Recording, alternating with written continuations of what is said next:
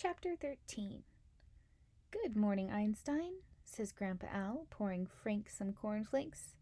Frank plops down in the kitchen chair and yawns, but still cracks a smile and answers, "Good morning, Einstein." "Cornflakes," says Watson, already there and ready to go, as loud and awake as Frank is not. He holds a single cornflake up to the light. "This is what I'm going to invent next." Frank chews his mouthful of cereal, sleepily, slowly. "I think they've already been invented." "No, I mean something like cornflakes. Something that is such a good idea that it seems like it's always been around. Did you know they were invented by accident?" "No," says Frank, "but why do I have the feeling you're going to tell me anyway?" "It's 1894, says Watson, ignoring Frank. "The Kellogg brothers are making some dough to squeeze through rollers and flatten out. But then they both have to leave the room for some reason. I'm not sure why. Maybe their mom is calling them. No, wait. They were grown-up guys by then. I guess it's not part of the story." "Which is why you should probably leave it out," says Frank. "Right," says Watson. "Forget that part. So, they have to leave the room. They come back, and guess what? The dough is all dried out.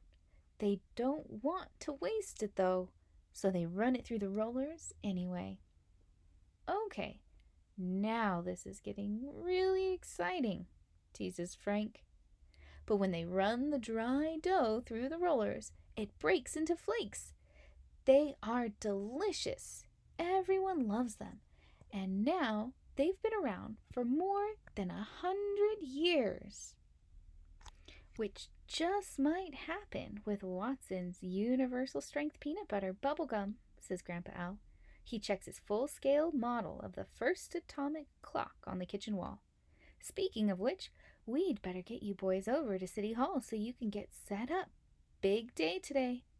The thought of today's science prize and the antimatter motor flybike, what it could mean for Grandpa Al, what it could mean for science, wakes Frank up in an instant. But, "Rawr," rings the Dimetrodon. Frank answers, "Hey, Mom. Hey, Dad." Bob and Mary Einstein, still in their orange parkas, appear on the Dimetrodon screen. "Hi, darling." "We can't talk long. There is something happening down here with that orange zone you mentioned." "It's the ozone, honey," says Bob. "Right, the ozone. Seems like it's got a hole in it." "Yeah, there's a bad thing going on with the CFCs," Frank begins to explain patiently. "Yes, but anyway, we just wanted to call and wish you luck at your science fair today." "Aw, thanks, Mom. I'm hoping to win the big prize. Remember the trophy Grandpa won when he was a kid?" "Did you do that model of a volcano with flour and seltzer like I did when I was your age?" asks Bob. "That's a classic." "Not exactly," says Frank. "It's baking soda and vinegar, and they do react in a pretty neat multi-step reaction to form carbonic acid.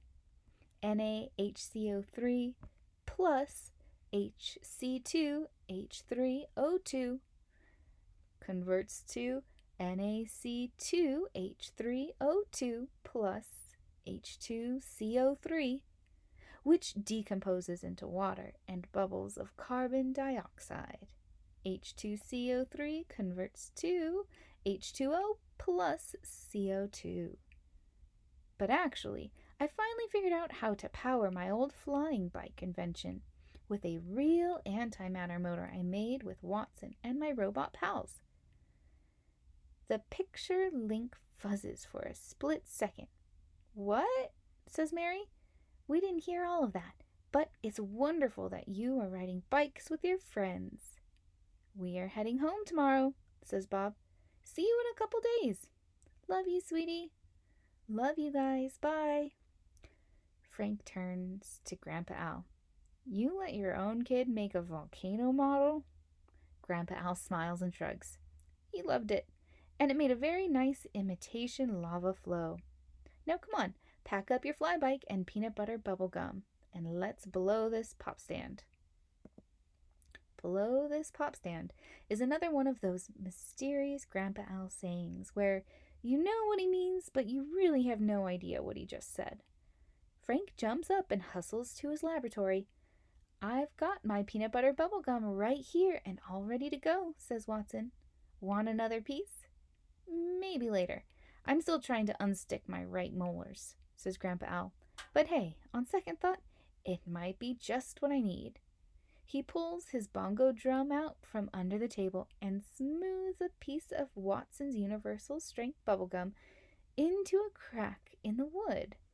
Grandpa Al plays a quick couple of beats and gives Watson a thumbs up for his invention. Frank flings open the door to his lab. Time to fly. He pulls the blue tarp off the antimatter motor fly bike. Okay, clink and clink. We are antimatter flying out of here. We'll be back in a couple of hours with a Midville Science Prize trophy and the cash. Frank waits for a second to hear a sarcastic crack from Clink and a bad joke from Clank. But there's nothing. Clink? Clank? Frank looks around the lab. It suddenly seems very empty. Frank leans the antimatter motor fly bike against the wall and looks out into the yard and junk pile. Clink, clank! Nothing. No one. No robots. Frank instantly knows that something is seriously wrong. Clink and Clank did not just step out for what Grandpa Al would call a constitutional.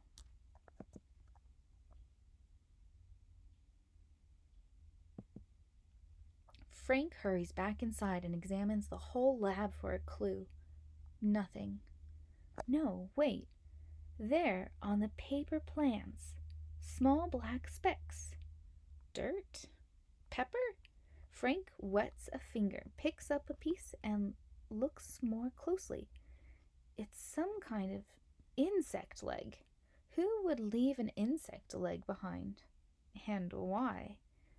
Frank crushed the disembodied leg between his fingers and smelled it.